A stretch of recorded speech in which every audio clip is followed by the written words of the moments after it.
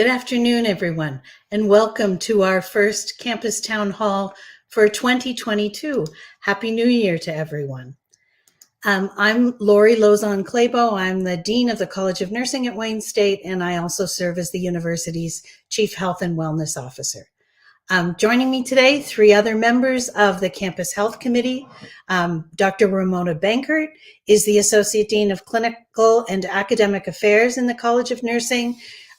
Dr. Bankert is an adult nurse practitioner, and she works largely in nurse-managed clinics and clinics for the uninsured. She also has a leadership role in the operation of the Campus Health Center. Dr. Tina Chopra is a professor of medicine in the Division of Infectious Diseases in the School of Medicine, and she is the corporate medical director of hospital epidemiology, infection prevention, and antibiotic stewardship at the DMC. And Dr. Paul Kilgore is an associate professor in the Department of Pharmacy Practice and an adjunct professor in the Department of Family Medicine and Public Health Sciences in the School of Medicine, as well as a senior investigator in the Henry Ford Health System Global Health Initiative. Dr. Kilgore is an internal medicine physician and an epidemiologist by training. So I thank you to each of you for joining us today. Lots has changed since our last town hall, and it's a good opportunity for us to gather again and start to talk about what we know now. Many questions directed to the Health Committee since the notice that we are moving back to pre-Thanksgiving levels of on-campus operation effective on Monday. And lots of questions about how was the decision made to postpone on-campus activities for the start of the semester, and what led to the decision that January 31st is a safe opportunity to return to more of an on-campus presence. And really, what the Health Committee wants you to know is that we have been following both national predictive models of what has happened with what's been called the Omicron wave, and as well as local data. You know that the metrics we use are published on the coronavirus website at wayne.edu/coronavirus. And our sources of data for those metrics come from, obviously, our campus data, which are published on the Campus Health Center website. Weekly, we publish numbers of cases and the positivity rate on our campus. And the regional data comes from the Michigan Department of Health and Human Services, so MDHHS's Safe Start dashboard. And Shannon, I think, is putting those links up for you now. When in December, we saw the Omicron wave hit Michigan very, very hard, with positivity rates in the city of Detroit reaching almost 40%. And we saw predictions that things were going to be that bad for a short period of time and then decline rapidly. And I'm pleased to say that that's exactly what we've seen. So campus, for example, went from a high positivity of over 40% about 2.5 weeks ago to, as of today, the 7-day average positivity rate on our campus is down below 8. It's at 7.8%. We have seen the Omicron wave peak steeply and quickly in the state, but especially in the city of Detroit. I'd encourage you to visit the MDHHS Safe Start dashboard. Again, Shannon's providing the link. And on that, please make sure that you drill down to the city of Detroit for data. Throughout the pandemic, for the last 2 years, the campus has really, really tightly mirrored what's happening in the city, and the Health Committee has become very confident at using that data to look at the health in our community, as well as what's happening on our campus. So there's the answer to data questions. We're excited about the opportunities to be back more fully on our campus in the city of Detroit beginning Monday. But things have changed. And one of the things we've learned during the circulation of the Omicron variant is the importance of the type of mask that we choose to use. So I think we'll begin today with Dr. Chopra. Shannon, if you can bring up Dr. Chopra, who's going to talk to us about sort of changing mask recommendations throughout the duration of the pandemic, and certainly what we know about best protection against the Omicron variant. Thanks, Dr. Chopra. Thank you, Dean Clabo. Like you rightly pointed out, with the Omicron variant and the surge, we quickly realized how infectious this variant was and how easily it was spread. And during this time, CDC came up with recommendations, and there was data showing that cloth masks really don't work that well. And they provide the least degree of protection, followed by surgical masks. And then as you go higher, the maximum degree of protection was provided by N95 masks, which we use in the hospital as healthcare workers. But also K95 masks are very, very effective in filtration, and they filter about 95% of the viral particles. So today I'm going to show you a bit of my routine. How do I everyday mask, and how do I use my K95 mask and protect myself? It's been 2 years during the pandemic, and how do I don and doff the mask, and what is my routine? So I'm going to walk you through that routine. The first thing that I do in my car, when I park my car, the first thing I do is I use a sanitizer. The first thing you want to do before you don your mask is sanitize your hands. You want to really clean your hands very well. Remember, there is more data on Omicron that it can last on surfaces much longer than the Delta virus. It can last up to 190 hours. So I first make sure that I sanitize my hands really well, and I say a prayer at this time. This is something that is habit. I say a prayer for my patients and my family, and indirectly for myself, to keep me safe. And you don't have to say a prayer. You can sing happy birthday. The other reason to do that is to make sure that the sanitizer dries up and it is effective. And then I go to my brown bag where I have my mask inside, and I bring out my mask and I hold it through the strings. So always remember, you want to hold your mask through the string, because the center piece is where the filtration is happening. So you don't want to touch the central piece. And this mask, this is a K95 mask, as you can see. So I hold it from the strings, and then I don the mask. And when I don it, I make sure I pinch the nose and make sure I have a very tight seal all the way here on the chin as well. And there is no air that is escaping around the margins.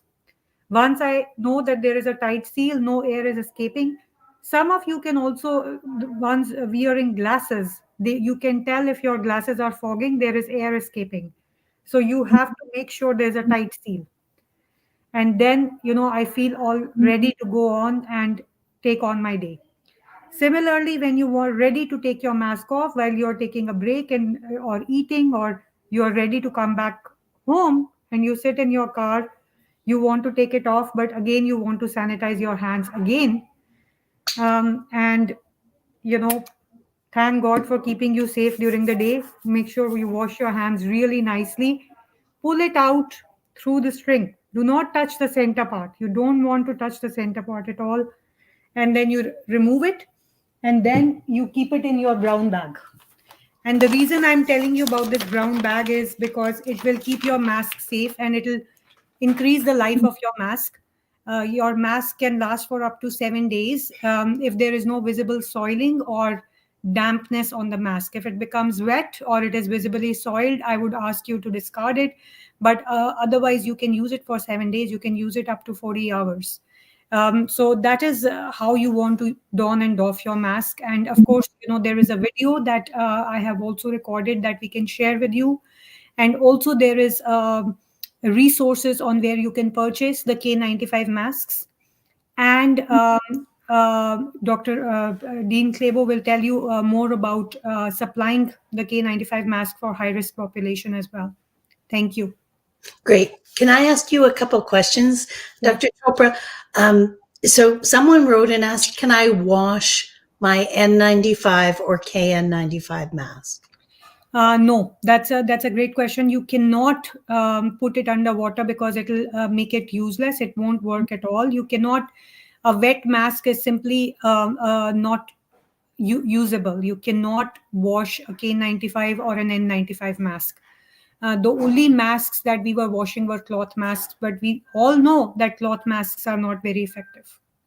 So we have a link on our website um, about sort of the CDC's guidance around hierarchy of mask use. Let's say I don't have access to a KN95. Next best thing. Great question. The next best thing, as per CDC, is using a cloth mask over a surgical mask. So that cloth mask will protect the surgical mask and will also try to provide you a tighter seal around the mouth and nose. Remember, if your mask is slipping below the nose, it is not effective. When you're using, a lot of times you're using a cloth mask or a surgical mask alone, it slips, and that is making it very ineffective. Many times I'm asked, I was always wearing a mask, but how did I get COVID? This is why, because we are wearing the mask inappropriately. We are not sometimes washing our hands. Sometimes it slips below the nose. Sometimes it's a great mask, but it's not providing you a tight fit. So you want to make sure you have a tight fit all around your nose, your chin, and around your mouth. There's also a great infographic available from the CDC about both mask hierarchy use and wearing, how to wear a mask, what to do, what not to do. And we're going to provide a link to that graphic in our list of frequently asked questions that will be published later this week on the coronavirus website. Thanks, Dr. Chopra. Thank you for having me. We're going to bring you back too in a few minutes. Next, I'm going to ask Dr. Kilgore lots of questions about boosters and the university's booster requirement and the effectiveness of boosters on specifically the Omicron variant. So you want to give us the latest update on what we know? Absolutely. And thank you very much. It's great to be here. Great to see everyone, and hope we can help. The COVID recommendations from the CDC, these are for the vaccines in particular, are really helpful. And what CDC has recommended now is for booster shots for everyone ages 12 and older, 5 months after getting 2 doses of the vaccine made by Pfizer or Moderna, or 2 months after a single dose of the Johnson & Johnson vaccine. People should get 3 doses of the Pfizer vaccine or the Moderna vaccine to be considered up to date and really fully protected against COVID-19.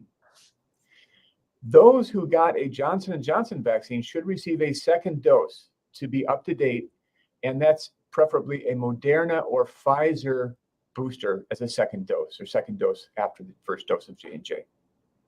Now, CDC recommends that all immunocompromised people receive a booster dose of either the Pfizer vaccine or the Moderna vaccine 5 months after completing their 3-dose primary series. So in total, people who are immunocompromised will get 4 doses of vaccine. The virus-fighting antibodies that block Omicron variant really are persisting for 4 months after the 3rd dose of the Pfizer coronavirus vaccine. This is some of the latest data that we have. Just came out last week, January 22nd. And if anyone needs that paper, I'd be happy to send it to them. And what this paper is showing is antibody levels that will protect us at least up to 4 months after that 3rd dose. That's why that 3rd dose after Pfizer or Moderna is so important.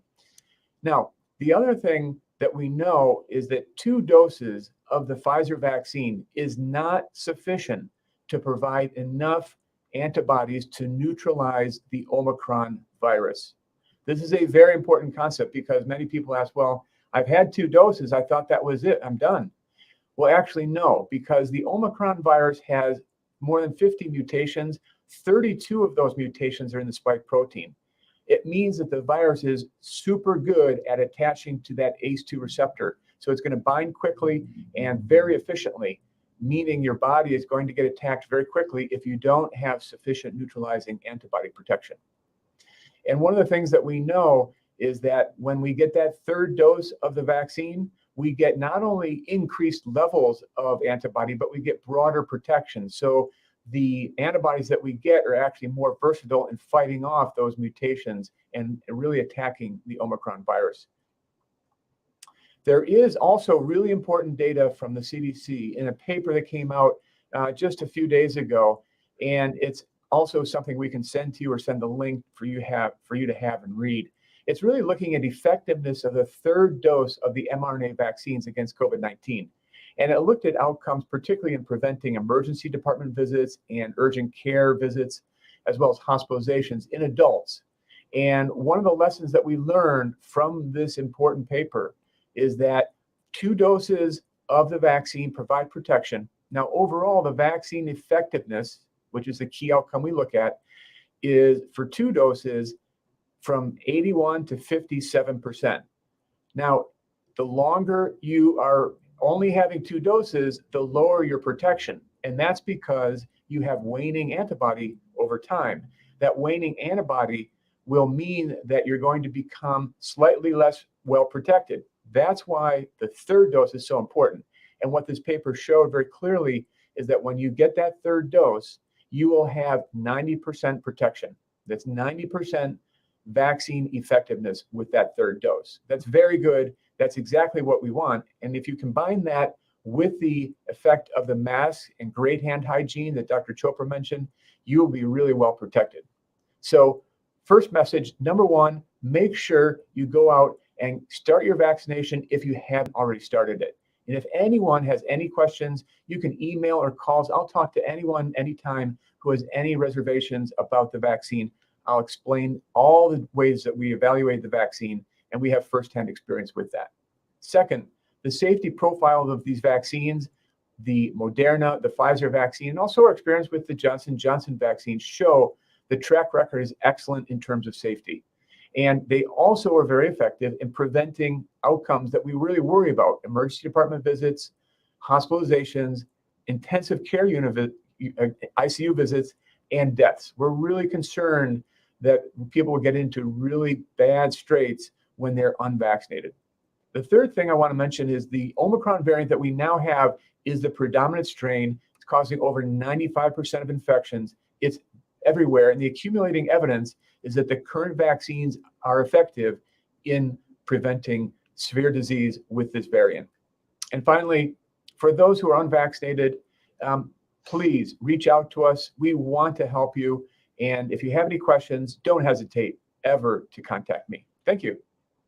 Thanks, Dr. Kilgore. I'm going to keep you for a couple of questions, but I think, excuse me, as you mentioned, many of us were really encouraged to see that paper released last week talking about what the impact of the booster on the Omicron variant, and really reinforces Wayne State's decision to move forward with a booster mandate for all faculty and staff and students for this semester. So just a reminder that Dr. Kilgore said, you're eligible 5 months.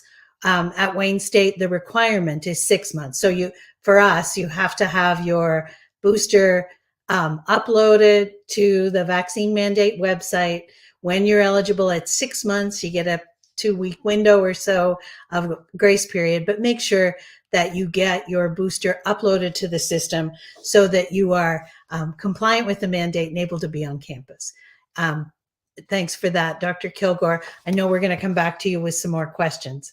The other area where lots of folks have been asking us questions about changes is the requirements around quarantine and isolation. So I'm going to ask Shannon to bring up Dr. Bankert, who can talk to us about the CDC's new guidance around quarantine and isolation and what we're following currently on campus, recognizing that these recommendations may change again, and we continue to follow We look for guidance from both the CDC and the Michigan Department of Health and Human Services. So I'm going to turn it over to Dr. Bankert to explain where we're at currently. Oops, you're on mute. Yes, my dog was barking earlier, so Happy New Year to everyone. Yes, we've gotten lots of questions over at Campus Health regarding the new guidelines. As many of you know, and I think Shannon's going to post this, in December 27th, 2021, the CDC changed its guidelines as to how long people needed to isolate based on symptomatology and how long people needed to quarantine. And I think that created some confusion for individuals who were calling in. And then there was some evaluation of that information by our own Michigan Department of Health and Human Services, who initially thought maybe we didn't need to switch to the new guidelines, but then later decided that we did. And much of that is based on the Omicron variant pattern, which is that people tend to be exposed and have a much shorter incubation period, more like 1 to 2 days, but then they also resolve and get over it very quickly, and the contagious status is much lower as the days progress. So just to explain the new guidelines for anyone, regardless of their vaccination status, the new guidelines for CDC say that you must, if you are positive for COVID, or as we term it here at the Campus Health, in the event you have presumptive COVID, which means you have all of the classic symptoms that we're seeing, but you haven't been tested yet, you are to isolate for 5 days.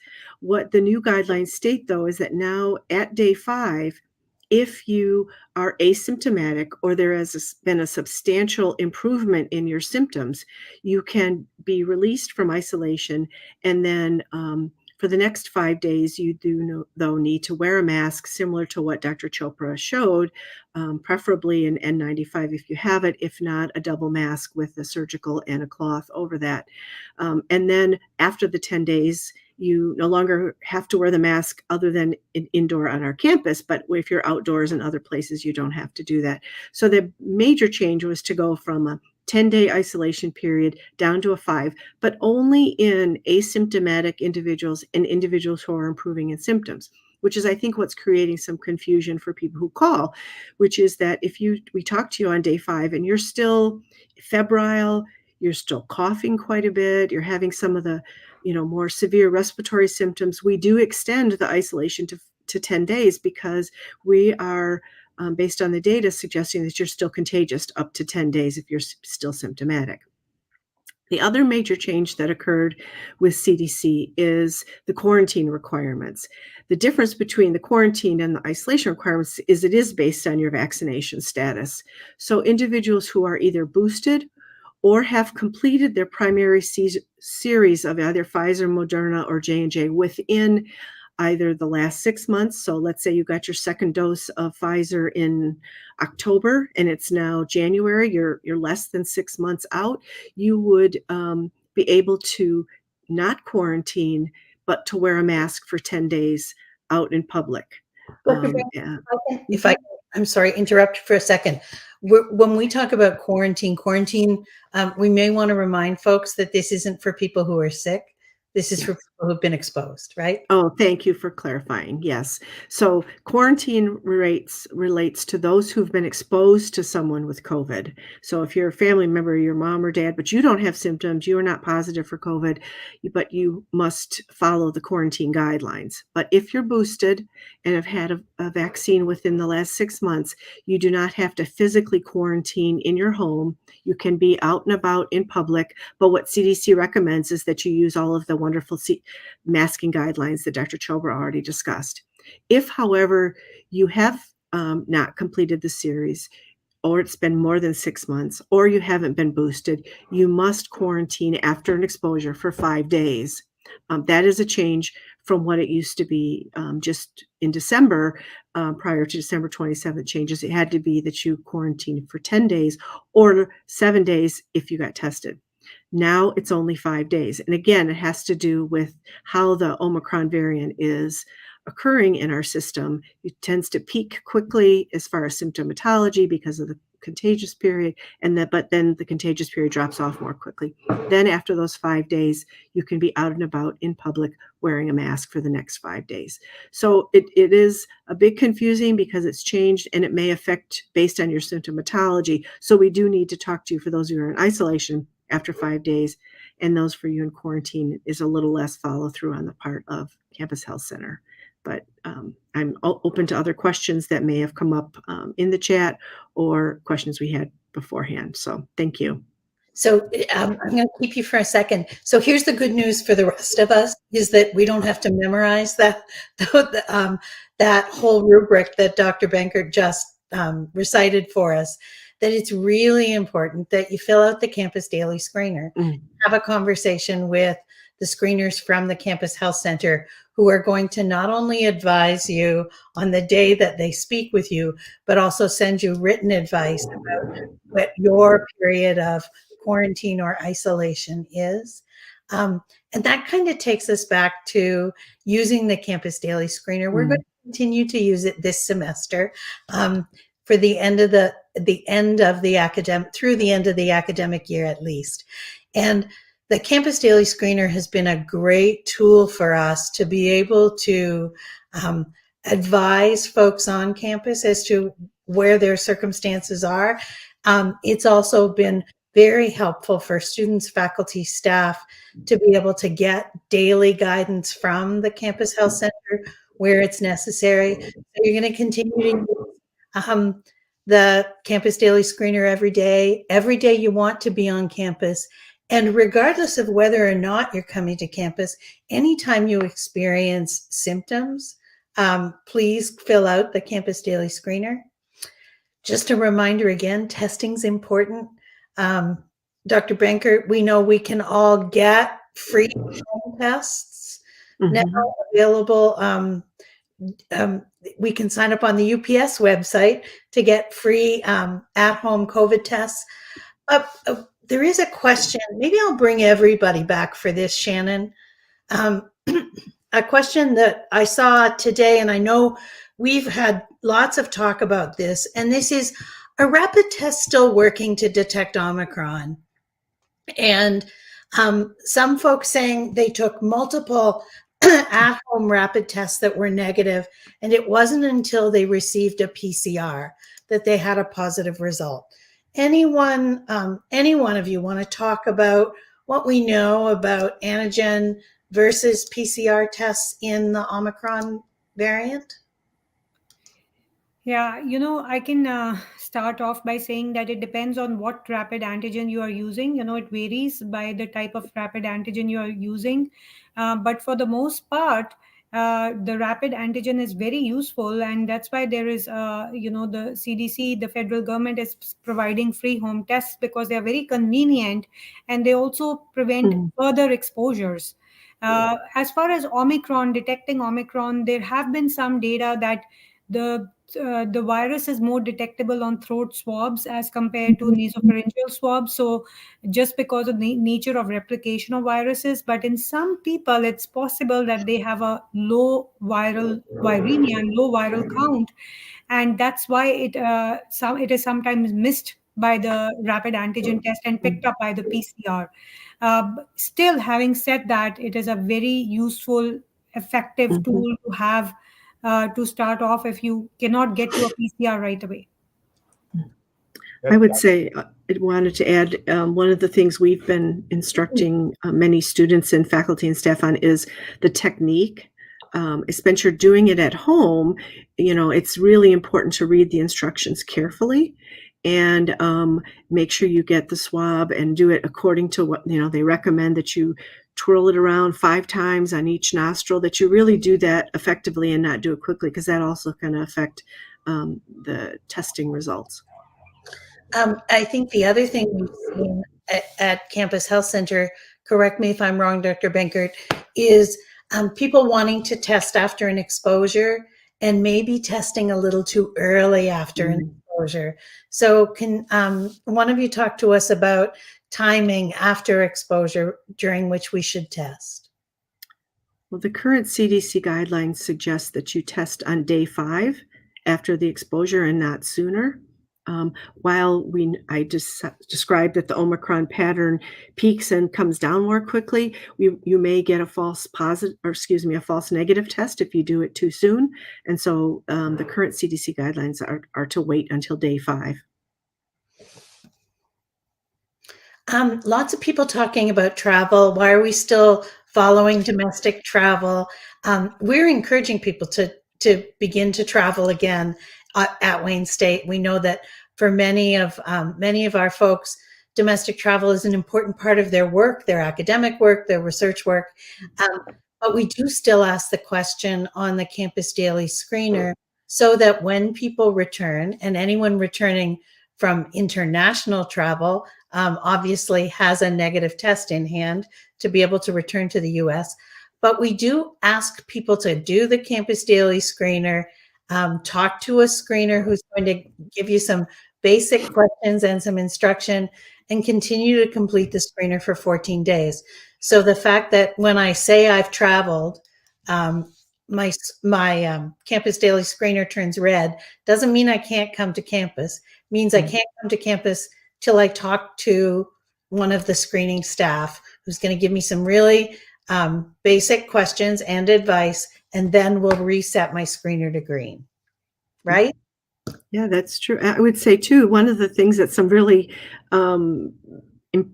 cognizant individuals did, I have had several students over the break submit a screener just to ask a question, about future travel.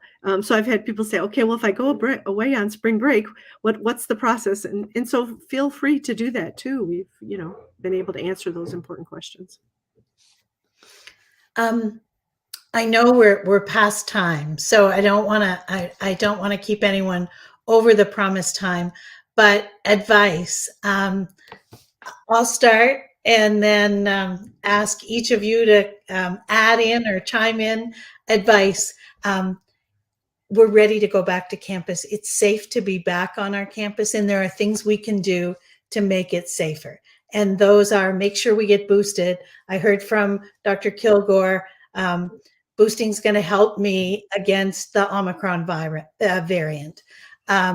Wear my mask, preferably a KN95, 40 hours. Don't put it in the washing machine. Handle it as little as possible and only by the ties.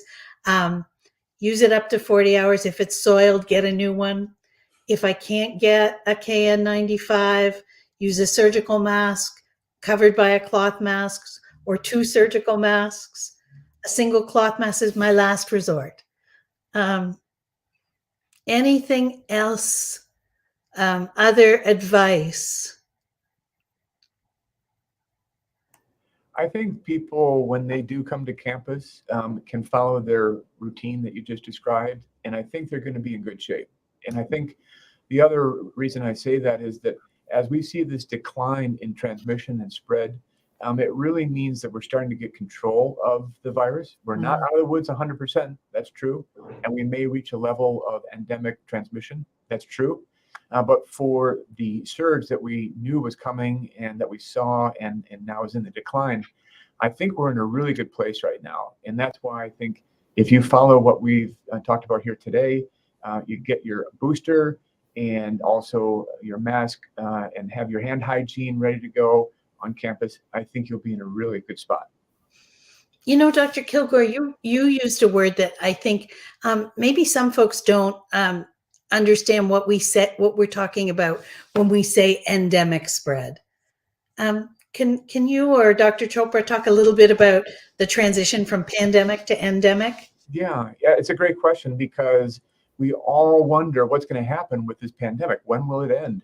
And I think the reality is that what we're going to see with this pathogen, meaning coronavirus, and what we've seen with other pathogens like influenza is that it will continue to circulate in our population for the long term at a low level. At certain points in the future, yes, we could see another epidemic in the United States, and that may be because there's a new variant emerging, but we will address that. We will respond to that when that happens for sure. But an endemic level of disease means we have a background rate of disease that is low compared with the epidemic level of disease. So we're no longer seeing great surges or waves of disease in the population where we see lots of hospitalizations. A low level means that there's ongoing transmission. We still need to be aware of hygiene and other things that we should be doing, but we won't see big surges.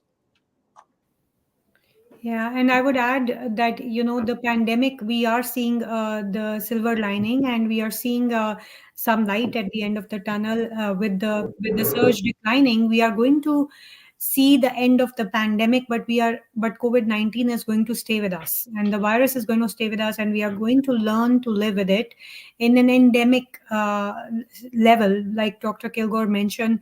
And to achieve that endemic level, we need to have more vaccination rates. We need to increase our vaccination rates in globally, not just in the US, but globally through vaccine equity. And that would give us the endemic level that we are aiming for at this point. Yeah, really important policy issues, Dr. Chopra, about global access to vaccine. Thank you. Dr. Bankert, anything to add? Just a reminder to fill out your campus daily screener when you come back next week. Great.